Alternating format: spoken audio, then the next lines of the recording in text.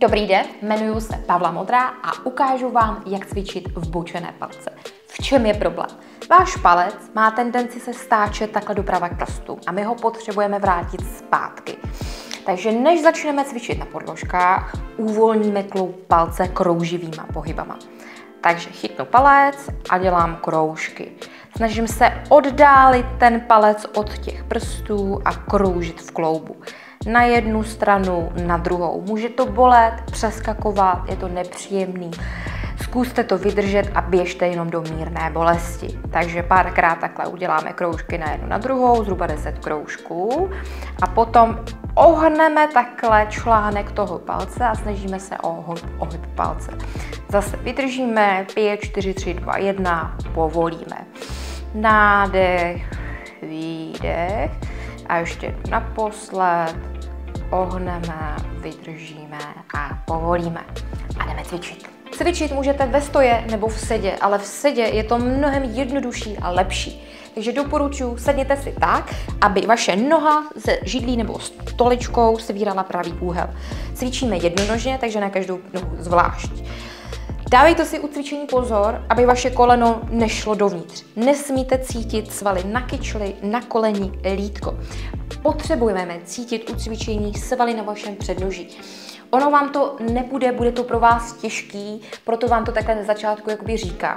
Je to v pořádku, je to normální. Takže začneme prvním cvikem. Sedněte si, položte patu, místo pod malíčkem a místo pod palcem a snažte se protlačovat tyto 3 body a roztáhnout prsty a položit přes oblouček stouny. Vydržet si chviličku, 5, 4, 3, 2, 1 a povolit.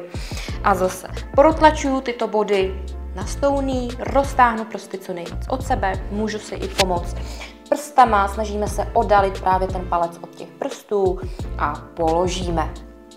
Vydržíme si 5, 4, 3, 2, 1 a ještě jednou naposled. Snažím se roztáhnout prsty co nejvíc od sebe a přes oblouček položit.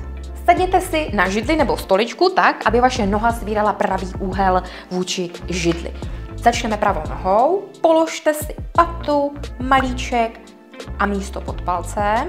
Opřeme se o trojrozměrný bod, prsty ohneme o hranu bordí a snažíte se prsty nechat na hraně a zvednout palec. Vydržíme si 5, 4, 3, 2, 1 a pokládáme. A jdeme znova. Snažíte se ty prsty tlačit do té hrany, opřít se o ně a palec zvedat. Nesnažíte se točit koleno dovnitř, nezabírá vám lítko ani kyčel. Jestli vám to nejde, tak si můžete pomoct prstama.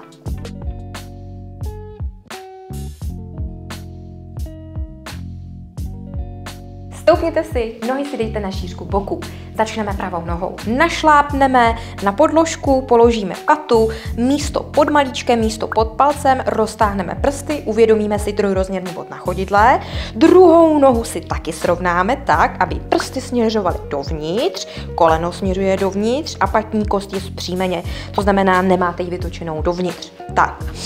Nadechneme se, srovnáme pánev, vytáhneme se hezky nahoru a jdeme do odrazu. Snažíte se procítit místo pod palcem a místo pod malíčkem na levé noze. Pravou jenom držíte a povolíme. A dáme znova nádech, s výdechem odlepím patu, odrazím se od ní. Pravá noha je na podložce, levá noha je jenom v odrazu. Vydržíme si 5, 4, 3, 2, 1 a pokládáme. Jdeme na druhou nohu, takže vyměníme, pokládám levou, pata, místo pod malíčkem, místo pod palcem, roztáhnu prsty, trojrozměrný bod, z špičky i patní kost směřují příjmeně a odrazím se. Vydržím si, položím nádech, vytáhnu, furt si uvědomujete ty 3 rozměrné body, opíráte se o prsty a zde můžete cítit tlak na palci. Pokud vám to jde, můžete to i zrychlit.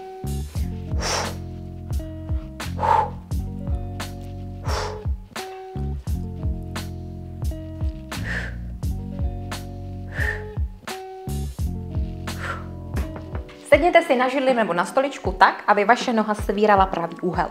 Tak, zvedneme nohu, položíme patu, přes oblouk položíme chodidlo, pokládáme místo pod malíčkem, místo pod palcem a roztáhneme prsty. Tak, a co po vás budu chtít, abyste udrželi palec na podložce a zvedli takhle u toho ty prsty.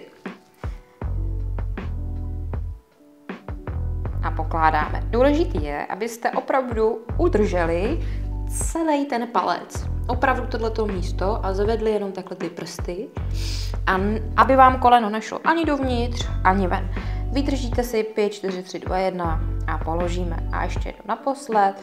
Palec máme přilepený na podložce a ve vzduchu máme prsty. Pakliže vám to nejde, tak si zase můžeme pomoct prstama. Takže zatlačíme do palce a snažíme se pomoct těm prstům, aby se zvedli. Sedněte si na židli nebo na stoličku tak, aby vaše noha svírala pravý úhel vůči židli. Začneme na pravou nohu. Tak, položíme patu, místo pod malíčkem, místo pod palcem. A co po vás budu chtít, abyste udrželi prsty na podložce a zvedli takhle paleček. Vydržíme si 5, 4, 3, 2, 1 a položíme. A ještě jednou nadechneme se a s výdechem zvedneme paleček a prsty tlačíme do podložky. Dáváme si pozor na to, aby to koleno nešlo dovnitř, ven, nezatínáme svaly na kyčli, na koleni nebo lítko. Když vám to nejde, zase si můžeme pomoct prstama. Takže pomůžu. Důležitý je, abyste u cvičení cítili tady tohleto.